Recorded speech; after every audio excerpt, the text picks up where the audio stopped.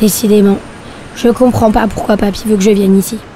Je lui explique que j'ai un exposé urgentissime à faire pour demain et il me dit de venir au pied de cet immeuble bizarre. Parfois, je crois qu'il commence à perdre les pédales. Hein. Pourtant, il avait l'air sûr de lui lorsqu'il m'a parlé de la vieille antiquaire qui vit dans ce bâtiment. Maintenant que je suis ici, autant voir ce qu'il y a à l'intérieur. Hein.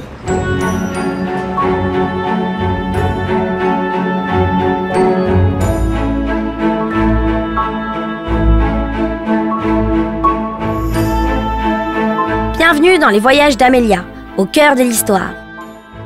Épisode 1, à la découverte de l'Égypte des pharaons.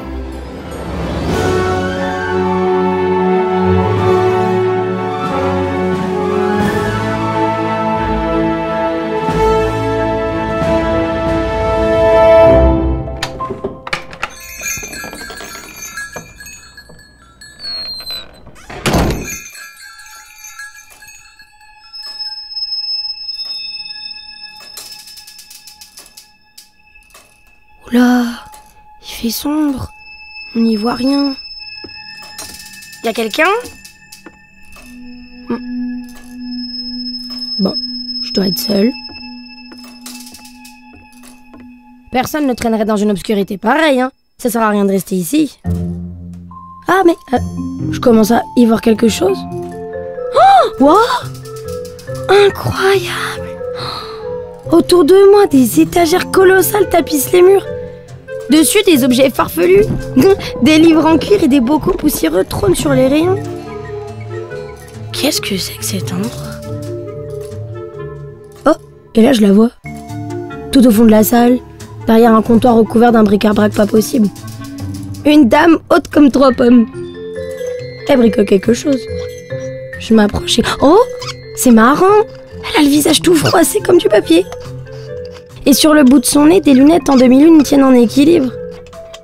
Un tournevis à la main, elle a l'air plus que concentrée. Tant pis. Mon exposé peut pas attendre plus longtemps, je dois l'interrompre. Bonjour, je me présente, je suis Amélia. C'est grand-père Charlie qui m'a conseillé de venir ici. La vieille dame relève la tête. On dirait que c'est la première fois que quelqu'un entre dans sa boutique. Elle me fixe de ses grands yeux verts sans rien dire. Puis elle prend l'objet qu'elle réparait et le met dans son oreille. Désolée, je voulais pas vous faire peur. Oh, je n'ai peur de rien, jeune fille. C'est juste que sans ce bidule, j'entends rien. Qu'est-ce qui t'amène ici? Je m'appelle Amélia et... Et moi, c'est Granny. Enchantée, Madame Granny. Je viens de la part de mon grand-père, Charlie. Oh, bah ça me dit pas pourquoi t'es ici. Eh bien, j'ai un exposé à faire, c'est pour demain. Sur l'Égypte antique. Ah, l'Égypte. Terre de légendes et d'histoire. Et en quoi c'est mon affaire? Papy Charlie m'a dit que vous pourriez m'aider. Il m'a dit que vous connaissiez plein de choses. Oh, ce vieux Charlie. Toujours à me prendre pour une guide touristique, celui-ci. Désolée, fillette, mais ça fait un bail que je ne promène plus les gens dans les couloirs du temps. Je comprends rien à ce qu'elle raconte. En tout cas, elle a pas l'air décidée à m'aider. C'est là que le conseil de papy me revient en tête. Madame Granny est aussi râleuse que gourmande. Et en échange d'un petit coup de pouce, que diriez-vous de ces délicieux cookies? Bingo! En voyant son regard pétillant, je sais que grand-père a vu juste. Ton exposé, c'est sur l'Égypte antique, hein? C'est ça! Suis-moi! Granny saute de son tabouret et ouvre une porte cachée derrière le comptoir. Une pièce secrète apparaît. Dedans, la seule chose que je vois, c'est un ascenseur tout vieillot. Comment ce vieux machin va-t-il m'aider pour mon exposé? Mais quelque chose au fond de moi me dit de rester. Ah, parfait! Il est là! Voici ma petite merveille. Je l'ai fabriquée moi-même. Vous en aviez marre des escaliers? Oh, mais c'est pas un ascenseur comme les autres. Viens, je vais te montrer. Sans me demander mon avis, la vieille dame m'attrape par la main et m'entraîne dans l'appareil. Dedans, il y a juste un clavier aux touches énorme. Sans doute pour compenser la myopie de Madame Granny. C'est très gentil de votre part de me montrer vos vieilles reliques, mais je vois pas trop le rapport avec l'Égypte antique. Mais elle prend même pas la peine de me répondre. Trop occupée à pianoter sur son engin. Je la vois écrire moins 1350 avant Jésus-Christ. Bon, elle doit dérailler comme Papy Charlie. Écoutez, moi je vais y aller. J'ai pas mal de travail à faire et... Oh. Pourquoi les portes se sont fermées là? 3. Vous pouvez m'expliquer ce qui se passe?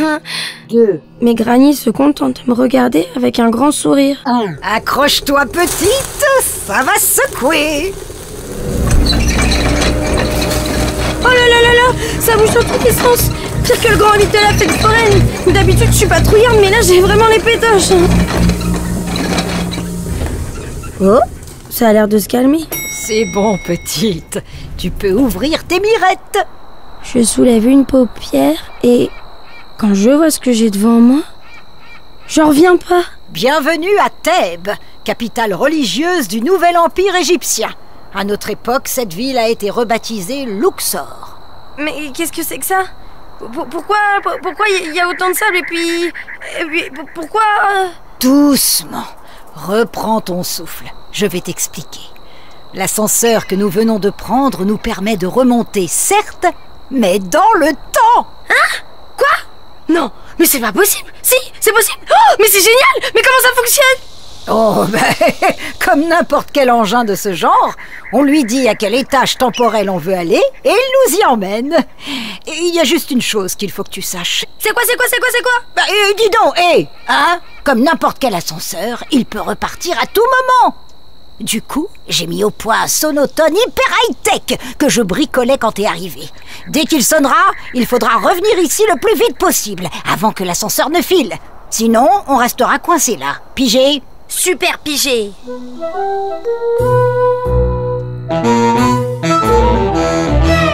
J'en reviens pas.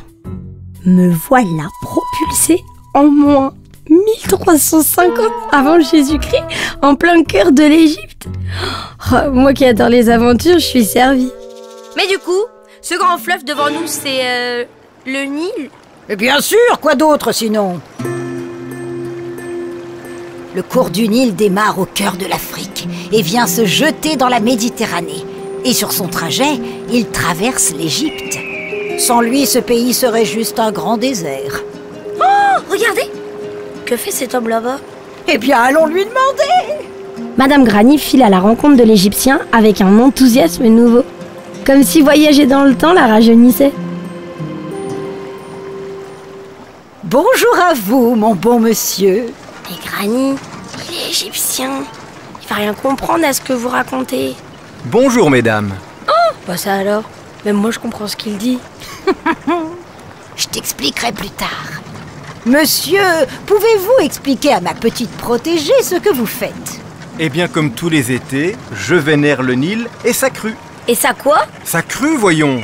Grâce au dieu Hapi, les eaux du Nil montent jusqu'à sortir de son lit. Les eaux viennent recouvrir toutes les berges, ce qui est très favorable pour mes cultures de l'année suivante. Ah oui? Mais vos récoltes ne sont pas noyées par l'eau? Lorsque la crue arrive, les récoltes sont déjà faites. Et quand le fleuve redescend, il laisse sur la terre une matière extrêmement fertile qu'on appelle le limon.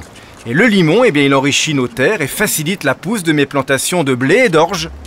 Mais c'est super! Et Hapi, il fait quoi au juste? C'est le dieu du Nil, voyons. C'est grâce à lui que la crue a lieu chaque année. Sans lui, nos récoltes seraient désastreuses et le pharaon serait furieux. Ah! Parce que le pharaon aussi s'occupe des récoltes? Quoi? Mais bien sûr que non, voyons. Allez, viens, Amélia, ne dérangeons pas plus longtemps ce monsieur. Mais attendez! Un millier de questions se bousculent dans ma tête, mais déjà Madame Granny m'emmène au loin. Amélia, le pharaon ne s'occupe pas des récoltes, voyons. C'est le seigneur de l'Égypte. Il est considéré comme un dieu vivant ici. Il a autre chose à faire. Oups, la boulette. Voyant que je m'en veux, Granny me tape dans le dos pour me réconforter. C'est bon, tu pouvais pas savoir. Je vais te raconter. L'histoire des pharaons commence avec la légende d'Osiris. Selon elle, Osiris aurait été le premier roi d'Égypte. Il aurait appris l'agriculture et l'architecture à son peuple. Mais son frère Seth était très jaloux de l'affection que lui portaient les Égyptiens. Alors il enferma Osiris dans une boîte qu'il découpa en 14 morceaux, avant de les répartir aux 4 coins du pays. Ah oui, ça rigolait pas les disputes entre frères. C'est le moins qu'on puisse dire. Heureusement, Isis, l'épouse d'Osiris, réussit à retrouver les morceaux et reconstitua son corps. À partir de là, selon la légende, Osiris devint le roi de l'au-delà et il eut un fils avec Isis. Ils l'appelèrent Horus. Ah, d'accord. Et c'est depuis ce moment que les pharaons sont considérés par les Égyptiens comme des dieux. C'est ça, comme Osiris. C'est cette légende qui donna aux Égyptiens l'espoir d'une vie après la mort. Ils croyaient que l'âme se détachait du corps pour être jugée devant le tribunal d'Osiris.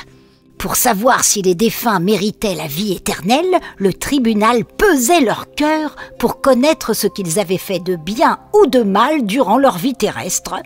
Original comme technique. Allez, viens, je t'emmène voir où vit le souverain actuel. Tu comprendras mieux son importance comme ça. Décidément, cette mamie à la bougette. Je me lance à sa poursuite, trop heureuse de découvrir autant de choses, mais quelque chose m'intrigue. Ça manque un peu de pyramides dans le coin, non? C'est vrai, l'Égypte compte de nombreuses pyramides, mais il n'y en a pas partout. Ici, par exemple, elles sont plutôt rares. Par contre, dans la région de Gizeh, vers le Caire, il y en a beaucoup plus, comme celle de Khéops. Au moment de sa construction, elle fait 146 mètres de haut. C'est pas pour rien qu'on la considère comme la première merveille du monde antique. Incroyable! Et les pharaons vivent là-dedans? Mais non! C'est juste pour leur corps, ici celui de Khéops, et ceux de leur famille, une fois qu'ils sont morts, bien sûr. Je me disais bien aussi que ça manquait de fenêtres. Nous continuons au pas de course quand enfin, on arrive devant la maison du pharaon. Tu vois, c'est derrière ce mur d'enceinte que se trouve la demeure du roi d'Égypte. Il y a aussi des maisons pour sa famille, ses domestiques, ses ouvriers. Granny continue de me parler quand une envie irrésistible me pousse à courir à l'intérieur. Amélia, non, attends! Tant pis, je passe le mur, grimpe les marches et arrive dans la maison principale. Catastrophée, Granny me rattrape et m'agrippe le bras. Nous n'avons pas le droit d'être ici. C'est un endroit sacré. Vite, partons. Hé, vous! Que faites-vous là? Je sursaute et, quand je me retourne, je vois un homme portant une couronne et un sceptre qui nous dévisage d'un air sévère. Oh là là, c'est qui lui? Oh, ça perd les moquettes. C'est un gentil ou c'est un méchant? C'est Akhenaton, le pharaon de l'époque, le grand roi d'Égypte. Oh, qu'est-ce qu'on va faire? Alors ça, je n'en ai aucune fichue idée.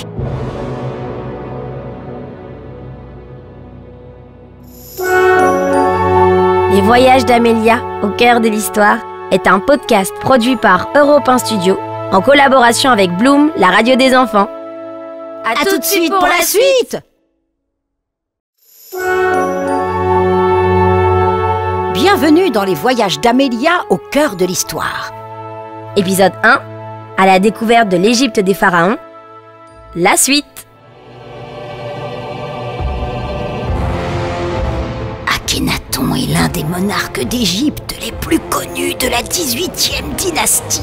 Le pharaon se plante devant nous et nous examine les sourcils froncés. Je suis Akhenaton, seigneur d'Égypte et adorateur d'Aton, fils de la reine Tiyi et du roi Amenhotep III.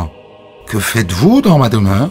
Veuillez pardonner l'étourderie de ma jeune amie. Nous allions partir, mon roi. Madame Granny s'excuse comme elle peut. Je remarque une femme derrière Akhenaton. Waouh, elle est si belle.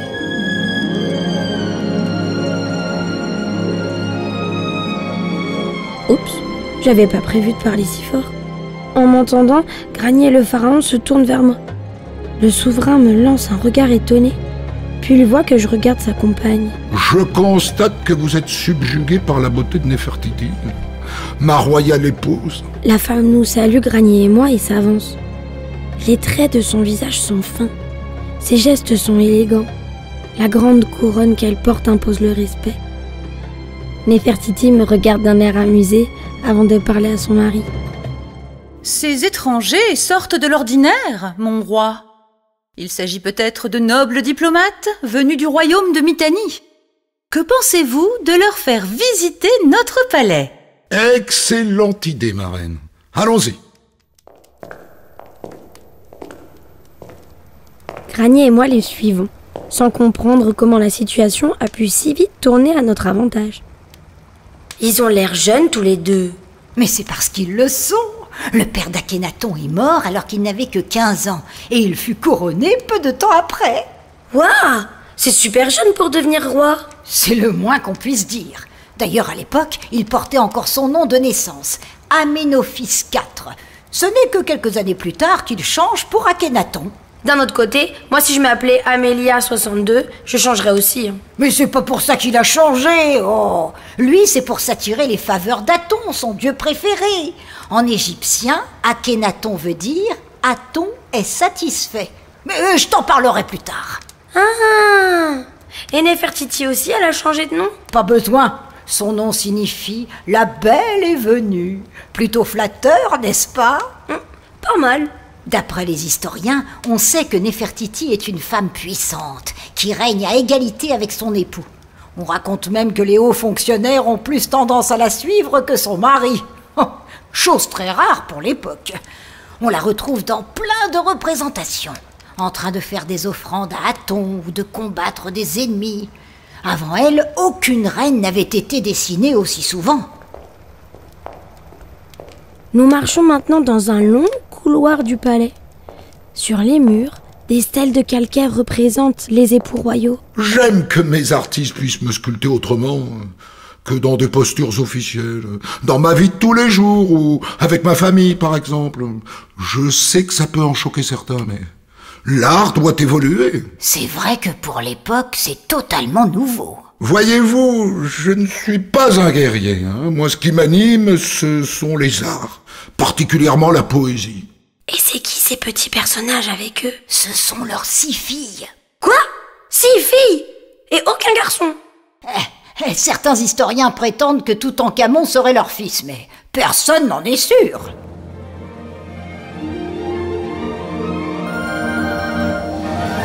Nous tournons sur la droite et découvrons un nouveau passage. Sur les murs, des symboles splendides sont dessinés. Oh, waouh! Ces hiéroglyphes sont magnifiques. Magnifique, je ne sais pas, mais c'est bien pratique pour communiquer. Psst, vous pouvez leur demander comment ça fonctionne. Ça m'intéresse pour mon exposé. Je t'ai entendu, jeune enfant. Les hiéroglyphes se découpent en 3 catégories. Les idéogrammes, qui à l'aide d'un dessin dépeignent une idée, un mot, comme par exemple celui qui symbolise une vache ou encore celui qui représente le soleil. Ensuite, il y a les phonogrammes. Ils sont là pour décrire un son. C'est plus ou moins l'équivalent de nos lettres à nous. A, O, E. Il existe une 3e catégorie qui nous aide à préciser le sens de l'une de nos phrases. Comment ça? Je ne sais pas d'où vous venez exactement, mais ici, nous avons plusieurs mots qui s'écrivent de la même manière. On utilise donc ces hiéroglyphes dits déterminatifs pour mieux expliquer de quoi nous parlons. Par exemple, tout ce qui implique une notion de violence est ponctué par un bras armé. Et lorsque l'on évoque un nom féminin, on dessine une femme en fin de phrase, et un homme si l'on parle d'un nom masculin. Vous comprenez? Parfaitement. J'avais jamais vu une manière aussi belle d'écrire. Et même Granny, qui pourtant a l'air de connaître plein de choses, regarde ces symboles avec des yeux d'enfant. C'est décidé. Dès que je rentre à la maison, j'apprends à écrire en hiéroglyphes. Le couple nous guide maintenant vers la pièce centrale de son palais. À l'intérieur, de grosses statues de pierre nous observent. Voici la salle de nos dieux. Les Égyptiens expliquaient les phénomènes naturels grâce aux dieux. Dans les croyances égyptiennes, ce sont les dieux qui assurent le lever du soleil, le changement des saisons ou, comme on l'a vu en arrivant, la crue du Nil. Voici Osiris, le dieu de l'au-delà. C'est le premier roi d'Égypte. Et voici son frère, Seth, le dieu guerrier. Ah oui, c'est lui qui découpa Osiris en plein de petits bouts pour l'éparpiller un peu partout. Oui, on peut dire ça comme ça. Et lui, c'est qui? Lui, c'est Anubis. le dieu à la tête de chacal, protecteur des tombes et des défunts. C'est lui qui accompagne les âmes jusqu'à Osiris pour qu'elles soient jugées. À côté se trouve Horus, la divinité du ciel. C'est le fils d'Osiris. Sa tête de faucon est coiffée d'une double couronne. C'est l'ennemi juré de Seth. Et lui là-bas? Lui, c'est Aton. C'est le plus grand de tous. C'est le dieu solaire de l'Égypte. Il distribue la vie grâce aux rayons du soleil qu'il distille sur notre royaume. Nous lui devons une reconnaissance éternelle. Akhenaton et Néfertiti se mettent à prier Aton. C'est de lui dont vous me parliez tout à l'heure. C'est ça. Avant le règne d'Akhenaton, les Égyptiens étaient polythéistes, ce qui signifie qu'ils croyaient en plusieurs dieux. Mais pendant sa souveraineté, Akhenaton va imposer un seul et unique culte, celui d'Aton, faisant de la religion égyptienne une religion monothéiste. Je comprends mieux. Et c'est resté comme ça ensuite? Oh non! Lorsque Toutankhamon est arrivé au pouvoir, le culte d'Aton est retombé dans l'oubli. Mais chut, oh là là, ça pourrait les vexer! Après avoir terminé d'honorer leur dieu, les époux nous ramènent à l'entrée du palais. Sur le trajet, je vois une grande boîte de la taille d'un homme. Il y a des peintures dessus. Oh, c'est sublime. Elle représente quelqu'un, on dirait. Qui c'est? Décidément, tu es une petite fille bien curieuse. Ceci est le sarcophage de mon père, Amenhotep III. Le sarcophage, c'est... comme un lit? Oui, en quelque sorte. C'est là où nous mettons les dépouilles de nos morts, après les avoir momifiés. La momification, c'est une série d'étapes permettant de prendre soin du corps de la personne décédée. Afin de la guider vers la vie éternelle. Et pour cela, nous commençons par vider le corps de ses organes pour les placer dans des sortes de vases appelés des canopes. Ces canopes sont placées dans le sarcophage et ensuite nous lavons la dépouille pour l'envelopper dans des bandelettes de tissu. Nous déposons un masque en or sur le visage de la momie et puis nous mettons le corps dans le cercueil avec les canopes. Et à ce moment-là, nos défunts sont prêts pour le voyage vers l'au-delà. Pour rejoindre Osiris? Exactement. Pour rejoindre Osiris. Tu apprends très vite, hein. Amélia, c'est le signal. Il faut qu'on retourne à l'ascenseur. Mais d'où vient ce son étrange? J'ai l'impression qu'il vient de la salle des dieux. Serez-vous? J'irai y jeter un œil. C'est sûrement Aton qui s'adresse à nous. Oui, ça doit être ça. Bon, nous, on doit y aller parce qu'on a... Des pyramides à construire, hein. Merci beaucoup pour la visite, c'était super intéressant. Sans plus attendre, Granny me tire par la main et m'entraîne à l'extérieur du palais. À peine sortie, elle sprint déjà en direction de notre machine à voyager dans le temps. Allez, dépêche-toi! Les portes vont bientôt se fermer. Devant moi, Granny est déjà dans l'ascenseur. Elle me tend la main, les portes se referment. Granny m'attrape et me tire contre elle.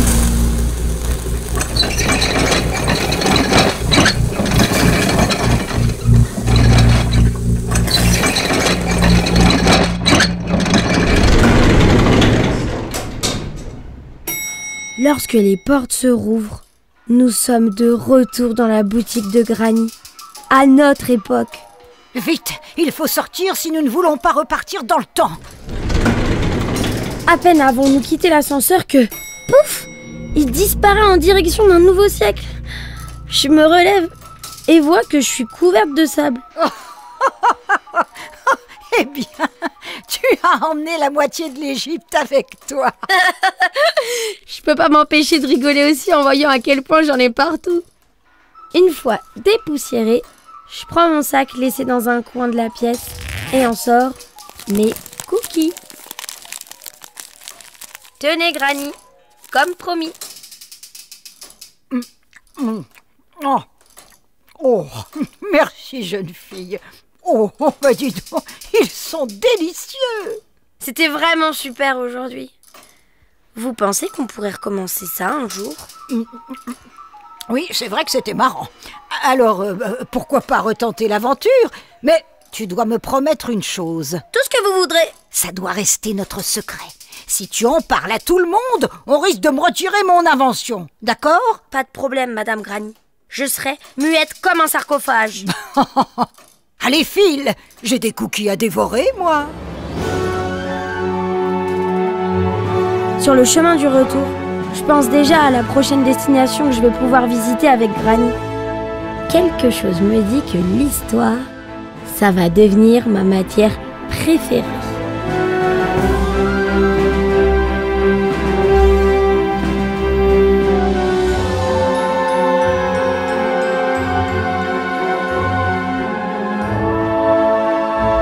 Les voyages d'Amélia, au cœur de l'histoire, est un podcast produit par Europe 1 Studio, en collaboration avec Bloom, la radio des enfants. Camille Aguilar joue le rôle d'Amélia. Et Nathalie Holmes, celui de Granny.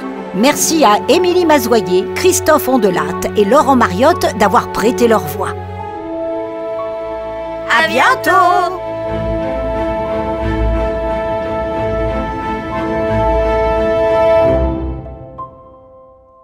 Hé toi! Cette aventure t'a donné envie de te mettre aux hiéroglyphes? C'est facile, il suffit de savoir dessiner. Moi par exemple, mon prénom, Amélia, s'écrit en dessinant un vautour, une chouette, une lionne, une plume et un autre vautour pour finir. À ton tour!